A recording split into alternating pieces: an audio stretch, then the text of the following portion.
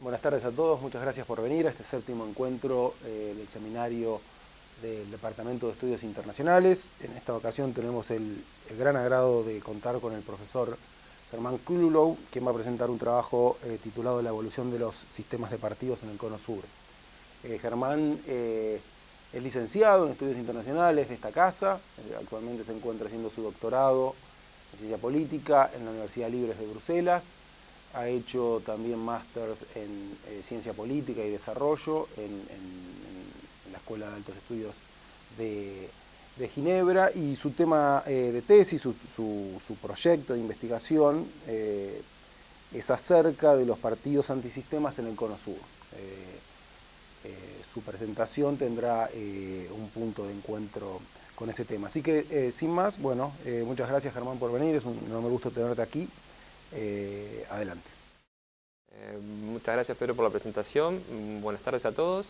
Y efectivamente hoy estoy aquí para discutir un poco sobre el tema de la evolución de los sistemas de partidos en el Cono Sur. Y la primera pregunta que conviene hacernos entonces es ¿por qué resulta interesante estudiar los sistemas de partidos y por qué específicamente para Latinoamérica y en particular para los países del Cono Sur?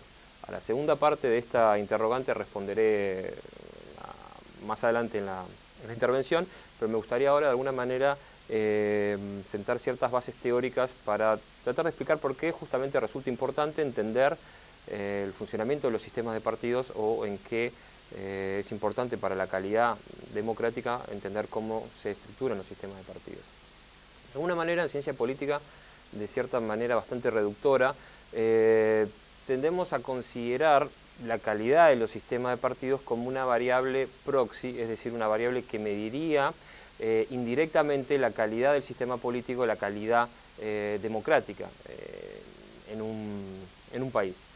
Y es cierto que cuando analizamos un sistema político, consideramos tanto el sistema de partidos como el régimen de gobierno como los dos elementos constitutivos centrales del sistema político. Cuando queremos entender cómo se estructura el poder, cómo se legitima el poder, cuáles son las instancias de representación, normalmente observamos dos cosas. Por un lado, observamos el régimen de gobierno, es decir, por ejemplo, monarquía, parlamentarismo, presidencialismo, que tiene que ver cómo de alguna manera se ejerce el poder, y por otro lado estudiamos el sistema de partidos, que tiene que ver con la manera de representación y cómo se estructuran los diferentes intereses sociales y cómo justamente se comparte y cómo se llega al poder. Lo interesante de los sistemas de partidos es que no solo son, digamos, monopolio de los sistemas democráticos, todos los regímenes políticos de alguna manera se estructuran sobre alguna forma de sistema de partidos. Tanto los regímenes democráticos, los autoritarios tal vez un poco menos, y los totalitarios también. Principalmente los regímenes totalitarios se estructuran sobre la idea de un partido único, pero de cualquier manera podemos hablar de sistema de partidos. Los sistemas de partidos normalmente sirven, en primer lugar, tanto en regímenes democráticos como totalitarios, autoritarios, para legitimar, y personalizar el monopolio del poder. Eso es muy interesante. Y para lo que son los sistemas más totalitarios, los sistemas de partidos, y principalmente el sistema de partido único, tienen dos componentes centrales. En primer lugar, sirve para reclutar y formar el cuerpo administrativo encargado de administrar el Estado. Es decir, en los regímenes totalitarios normalmente la burocracia de Estado proviene o está directamente vinculada con la pertenencia al partido político, en este caso al partido único. Y un segundo componente central justamente en los regímenes totalitarios de los sistemas o del sistema partido único es que permite promover y controlar un mecanismo de movilidad social que está fuertemente vinculado a la pertenencia partidaria. Esto lo podemos pensar si consideramos los ejemplos, por ejemplo, de la China maoísta o de la República Democrática Alemana. Claramente la movilidad social en esos sistemas cerrados estaba vinculada a la pertenencia al partido único, al partido comunista. Pero a mí lo que me interesa en este caso es obviamente hablar de los regímenes democráticos de América Latina, y por lo tanto voy a tratar de explicar los sistemas de partidos como una pieza central del andamiaje y de la calidad democrática. Cuando hablamos de sistema de partidos, el término correcto para distinguir entre un sistema de partidos fuerte y un sistema de partidos débil tiene que ver con el nivel de institucionalización. Cuando consideramos un sistema de partidos institucionalizado, consolidado, estamos hablando de un sistema de partidos que es fuerte, contrariamente a un sistema de partidos que sería débil, un sistema de partidos colapsado o fraccionado. De manera totalmente no exhaustiva, podemos decir que un sistema de partidos fuerte, un sistema de partidos institucionalizado, de alguna manera garantiza ciertos componentes. En primer lugar, garantiza la estabilidad política del sistema. Los sistemas de partidos institucionalizados suelen ser más estables y menos volátiles que los sistemas de partidos débiles. En segundo lugar, garantiza también la alternancia política, o por lo menos la posibilidad de alternancia, que a veces es tan importante, por más que no exista alternancia política, la posibilidad de alternancia política dentro de un esquema de competición estructurado, y eso es muy importante.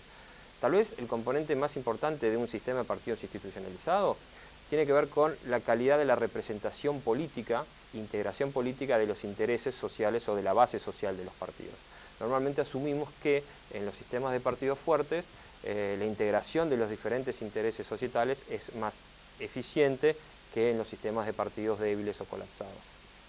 Esto tiene que ver, en un punto que explicaré más adelante, con el arraigo social, con la penetración social que tienen los partidos políticos en los sistemas de partidos institucionalizados.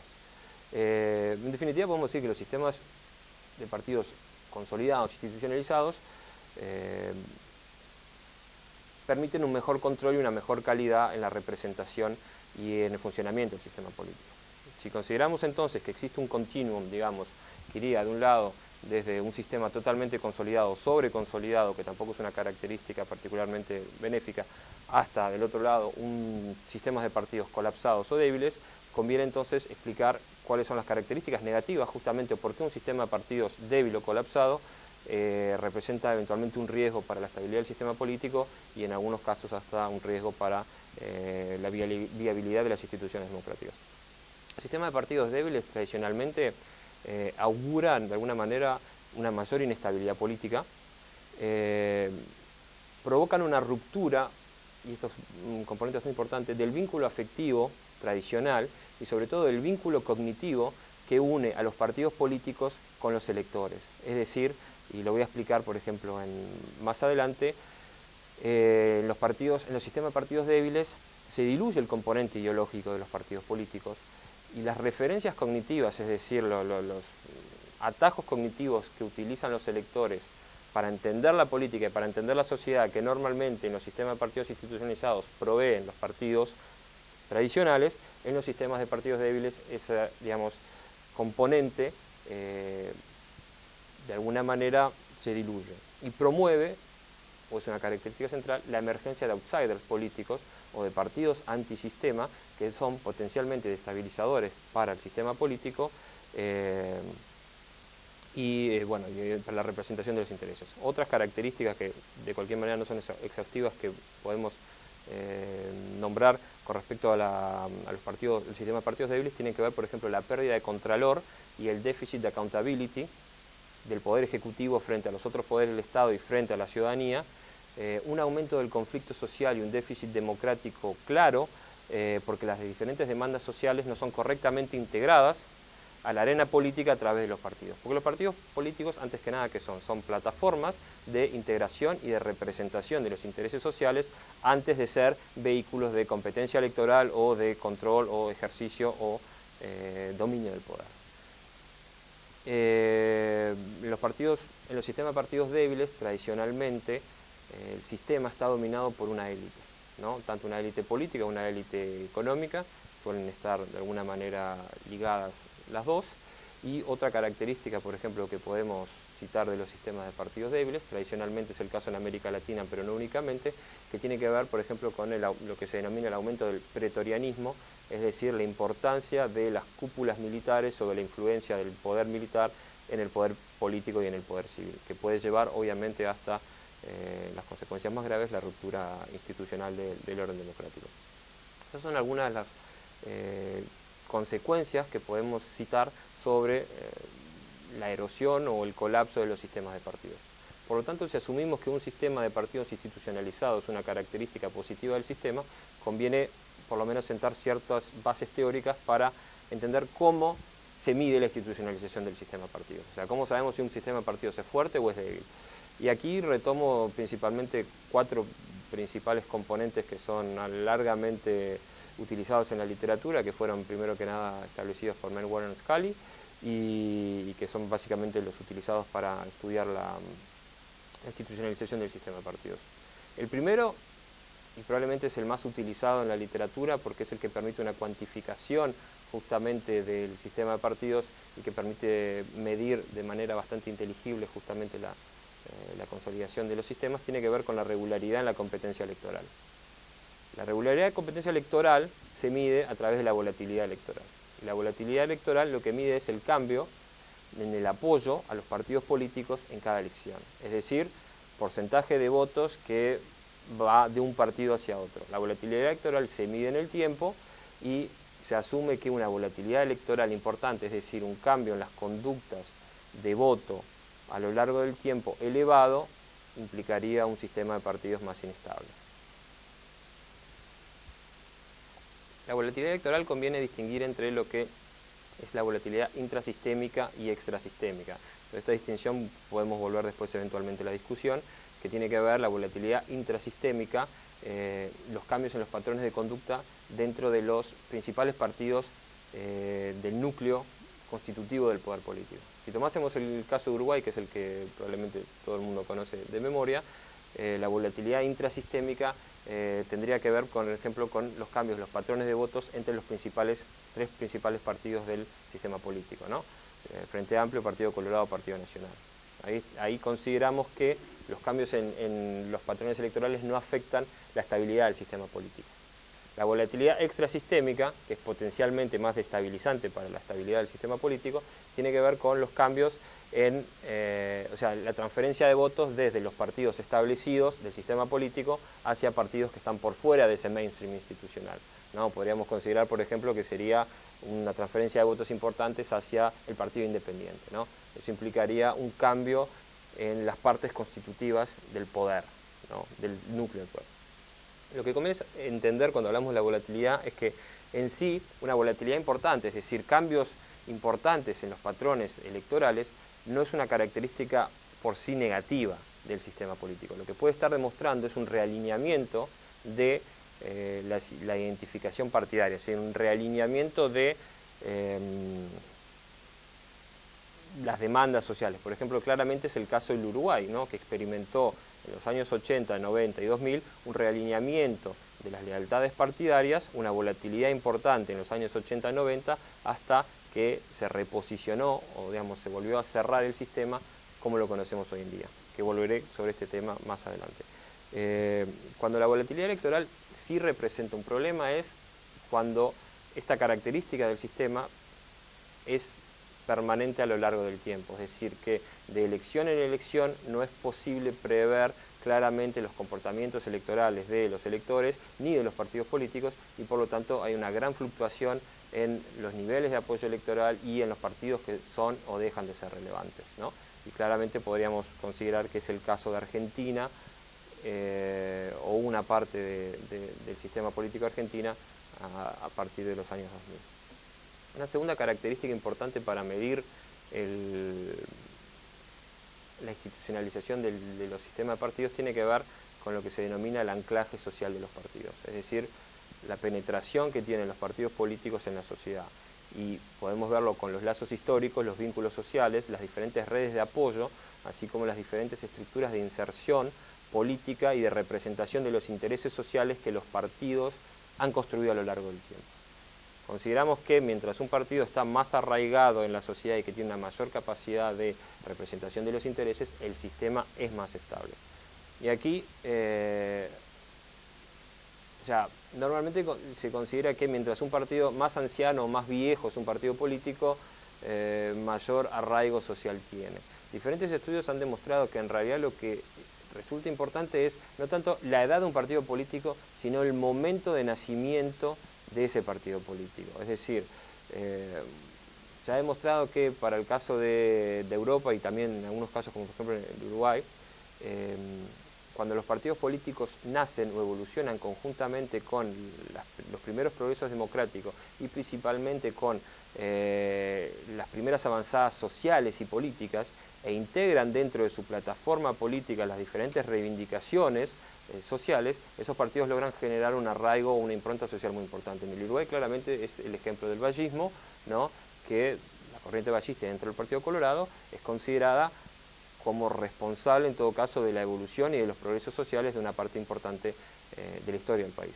En los países europeos, por ejemplo, podríamos considerar ciertos partidos socialistas a finales del siglo XIX, principio del siglo XX, ¿no?, que promoviendo justamente la integración de demandas sociales y demandas políticas al sistema, generaron justamente una impronta social y un arraigo social muy importante hasta el día de hoy. En este respecto podemos decir que claramente los cambios tecnológicos que empiezan con la televisión en los años 60 y hoy en día que se han acelerado obviamente con todo lo que tiene que ver con las redes sociales, han cambiado un poco la manera de los partidos políticos de construir justamente lo que en inglés se denominaría el tradicional party building. Es decir, los partidos políticos hoy emplean generalmente otro tipo de estrategias que de alguna manera también conduce a un desarraigo social importante porque, para ser bastante esquemático, no todo se limita a un comentario en Twitter o no todo se limita, ¿no?, a un comentario en Facebook. Tercera característica importante para medir la institucionalización del sistema político tiene que ver con la legalidad del sistema electoral y político y la legitimidad del sistema electoral y la legitimidad de los partidos políticos. ¿No? Asumimos que mientras más legítimo es un partido y mientras más legítimo es el sistema, bueno, más estable frente a fuerzas antisistémicas es justamente el sistema político. Y acá conviene distinguir claramente entre la legitimidad de la idea de la democracia, ¿no?, del ideal democrático como forma de gobierno, y de la legitimidad de la idea de los partidos políticos como componentes centrales del funcionamiento democrático, de las realizaciones concretas, tanto de los regímenes democráticos y las realizaciones concretas de los partidos políticos. Cuando se le pregunta a la gente a través de diferentes encuestas, se pueden ver, y este fenómeno es probablemente todavía más acuciante en Europa de lo que es hoy en día en América Latina. Cuando se le pregunta a la gente, por ejemplo, cuál es el apoyo que se le da a los ideales democráticos, ya sea a través de diferentes, pueden ver los datos del Latinobarómetro o Eurobarómetro, en América Latina entre el 70 y el 90% de la gente, dependiendo de los países, considera que la democracia es el mejor sistema de gobierno. Y una gran mayoría también, alrededor del 60 o el 70%, considera que no puede existir democracia sin partidos políticos. Eso habla justamente de un gran respaldo hacia la idea de la democracia y de los partidos políticos. Ahora bien, cuando a esa misma gente se le pregunta el nivel de satisfacción con la democracia en su país y el nivel de satisfacción con los partidos políticos en su país, claramente el índice de confianza cae fuertemente, generalmente por debajo del 50%. Entonces estamos, y en el caso de los partidos políticos, en muchos países alrededor del 10 o 15% únicamente dice tener confianza en sus partidos políticos. Claramente entonces estamos frente a un fenómeno que tiene que ver una fractura entre los ideales democráticos y eventualmente sus realizaciones concretas. De alguna manera me gustaría también en este caso hacer una salvedad, y no quisiera pecar de politólogo un poco soberbio y asqueroso, pero creo que existe una especie de, no de desconocimiento, pero por lo menos sí, un cierto desconocimiento por parte de una parte de la ciudadanía entre lo que es la democracia, ¿no?, o por lo menos lo que es la democracia teóricamente, y sus realizaciones concretas. Y con respecto a los partidos políticos, aún más, si consideramos que existe una especie de sobremediatización en este momento de la vida política, ¿no?, permanentemente, uno puede verlo en la televisión con canales únicamente de análisis políticos durante 24 horas, que lo que hacen es ciertamente aportar un cierto descrédito, pero si consideramos con seguridad que lo que analizamos muchas veces o lo que se analiza son aspectos triviales o aspectos relativamente irrelevantes de la vida política, o sea, hay una especie de, como diría en inglés, bashing de todo lo que es político y todo lo que es el sistema político y lo que son los partidos políticos, que en realidad tiene poco que ver con el funcionamiento real del sistema y mucho más que ver eventualmente con ciertos componentes que pueden ser cosméticos o que pueden no ser totalmente relevantes a la hora de entender realmente cómo funciona y qué tan democrático o qué tan eficientes son los partidos políticos, ¿no? Pero eso podemos volverlo después sobre ese tema en la discusión. La última característica, para terminar con esta breve introducción teórica, sobre cómo medir la institucionalización de los sistemas de partidos, tiene que ver con la importancia de las estructuras partidarias, o sea, de los partidos políticos, por sobre, o la primacía de estas, sobre el liderazgo personalizado y carismático, ¿no? En los sistemas institucionalizados o fuertemente institucionalizados, los partidos políticos normalmente priman más o son más importantes que los candidatos o que las figuras carismáticas. El ejemplo arquetípico es claramente los Estados Unidos y Uruguay es un buen ejemplo de ello. Yo digo en el artículo, y obviamente que no descubro absolutamente nada nuevo, que es muy difícil considerar que una figura tan carismática como la del hasta hace poco presidente José Mujica hubiese podido ser electo presidente por fuera del aparato institucional del Frente Amplio o de cualquier otro partido tradicional. Podríamos haber visto un José Mujica en el Partido Nacional y eventualmente no hubiese sido un cóctel tan diferente. Pero por fuera de ese sistema institucional, de ese sistema partidario, hubiese sido muy difícil considerar una victoria presidencial de José Mujica. Y eso creo que queda claro cuando analizamos los resultados del Frente Amplio en las últimas 3 elecciones nacionales, que con figuras tan diametralmente opuestas como son, por lo menos en su discurso y en la manera de presentar el discurso, que muchas veces es tan importante como el discurso en sí, con figuras diametralmente opuestas como son la de José Mujica y la de ahora presidente Tabaré Vázquez, el apoyo electoral al Frente Amplio no ha menguado prácticamente en 1%. Eso habla de algo. Eso habla, en primer lugar, obviamente, de la alta lealtad partidaria del votante de izquierda en el Uruguay, que más allá de la figura que encarne momentáneamente el movimiento político, bueno, la lealtad va antes que nada al partido y eventualmente después a los candidatos. Por otro lado, en los sistemas de partidos débiles, claramente la figura del candidato en muchos casos es más importante que la figura del partido político. Perdón, que la figura que el partido político. Y el caso ejemplarizante de esto es Argentina, ¿no? Donde, por ejemplo, en este momento poco importa el nombre del partido político o el peso del partido político, lo que importa es, por ejemplo, un apellido, ¿no?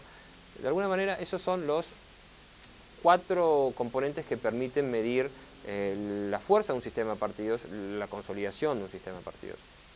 Ahora voy a, sin entrar en detalles, hacer un breve pantallazo para los 4 países que trato en el artículo. Va a ser muy breve porque me gustaría más que nada dejar obviamente bastante espacio para la discusión y para que ustedes aporten vuestras críticas, que es a mí lo que personalmente más me interesa. ¿Por qué elegir los 4 países del Cono Sur que tomo, es decir, Brasil, Argentina, Chile y Uruguay? Bueno, de alguna manera, en los años 90, cuando estábamos en una especie de momento de algarabía y de euforia frente al triunfo de la democracia liberal, como explicaba Fukuyama, bueno, muchos analistas políticos previeron o vaticinaron una especie de futuro aventuroso, como dirían Lelutier, para la democracia, no solo en América Latina, sino también, por ejemplo, en las ex repúblicas soviéticas y en los satélites soviéticos, ¿no? Una especie de movimiento hacia la institucionalización, hacia la consolidación de los sistemas de partidos, ¿no? En el futuro, ¿no? Los 10, 15, 20 años siguientes. Para América Latina, perdón, para América del Sur,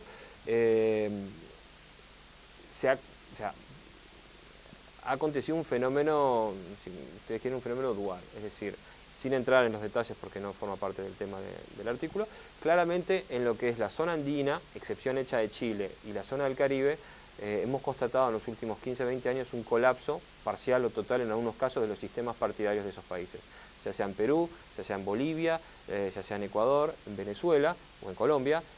Ha habido un colapso de los sistemas tradicionales, de los partidos tradicionales y la emergencia de, en algunos casos, partidos nuevos y en otros casos figuras políticas que estaban por fuera de los esquemas y del sistema político, y bueno, que han emergido como nuevas formas de estructurar, de entender la política y hacer la política.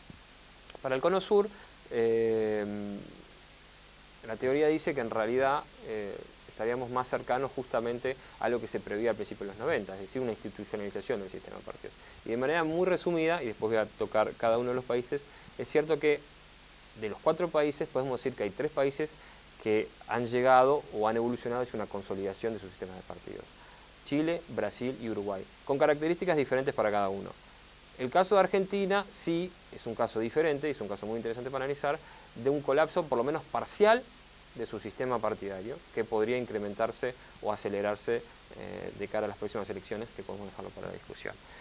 Muy brevemente, en Brasil y en Chile lo que se puede decir es que tras la salida democrática a finales de los 80, a mediados de los 80, emerge nuevos sistemas partidarios, ¿no? Con características diferentes a las que había existido hasta los quiebres institucionales, y esos sistemas se van a progresivamente consolidar a partir de los años 90 y más profundamente en los años 2000. En Chile, hoy en día, claramente estamos en un sistema que estaría sobreinstitucionalizado, prácticamente sería un sistema cerrado, estructurado alrededor de dos grandes coaliciones de centro izquierda, centro derecha, que agrupan una multiplicidad de diferentes partidos, pero el sistema político chileno claramente va hacia la concentración y va hacia el centro. Pero ese sistema se ha institucionalizado, ¿no? Claramente es muy fácil prever los resultados de las grandes coaliciones hoy en día en Chile porque no evolucionan demasiado. Después vamos a ver los riesgos que puede haber para el sistema chileno futuro. En Brasil es una situación similar, pero con un escenario totalmente diferente. Es decir, el sistema político brasileño, el sistema de partidos, es un sistema de partidos totalmente fraccionado. Es decir, creo que hoy en día en Brasil existe alrededor de 27 o 28 partidos políticos con representación política en el Senado, o sea, en el Congreso Nacional.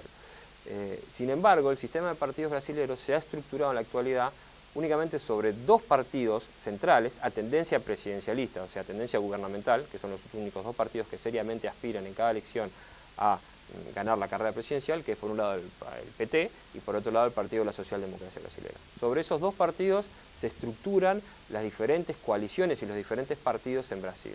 Pero claramente los partidos políticos en Brasil han, en los últimos años, generado en primer lugar una base partidaria leal y sólida, y en segundo lugar refinado un poco su postura ideológica, que siempre fue un poco el debe de los partidos brasileños a lo largo del tiempo. En el caso de Uruguay, que podemos discutir más en detalle, simplemente es un caso diferente, porque el caso uruguayo es el caso arquetípico, si ustedes quieren, de escuela, de estudio, de un realineamiento del sistema de partidos. La dictadura uruguaya lo que hizo de alguna manera fue congelar la sociedad uruguaya y congelar el sistema de partidos en el Uruguay. Los cambios de los cambios sociales y las tensiones políticas y las tensiones del sistema político que se venían dando a finales de los 60 con el incremento de las fuerzas de la izquierda en los años 60, de alguna manera quedaron congeladas durante 12 años, y esos cambios, cuando retoma, digamos, el periodo democrático, es como que si la sociedad no hubiese evolucionado. Los niveles de apoyo para los partidos fueron exactamente los mismos, la progresión de la izquierda que se venía dando en los años 60 siguió de alguna manera con el mismo rigor, de manera paulatina, progresando, y que terminó con el triunfo inexorable, si uno considera justamente la evolución, ¿no?, casi aritmética de la izquierda en el Uruguay, con el triunfo de la izquierda en 2004. Hoy en día el sistema político uruguayo se ha consolidado, a mi entender, en un claro bipolarismo ideológico, es decir, dos bloques, y en Uruguay sigue siendo, creo que uno de los principales factores predictores del voto es la pertenencia, ¿no?, o el autoposicionamiento en la escala izquierda-derecha. En Uruguay claramente existe un bipolarismo ideológico, es decir, un bloque de izquierda y un bloque de derecha similarmente distribuidos, alrededor del 50% para la izquierda y un poco menos, 46-47 para la derecha.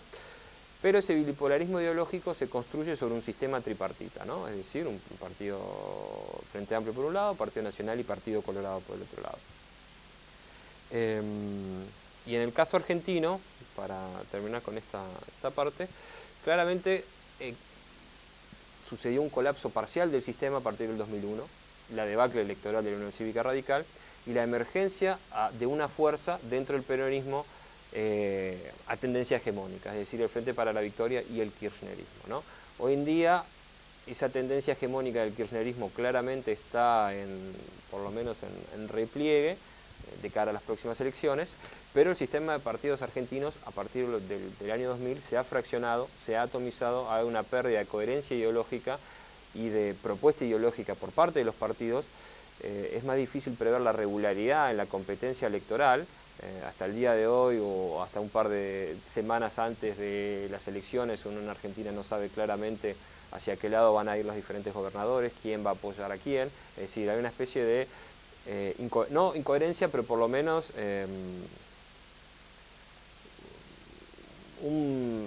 es difícil prever justamente el comportamiento de los diferentes actores políticos en Argentina y por lo tanto el de los ciudadanos.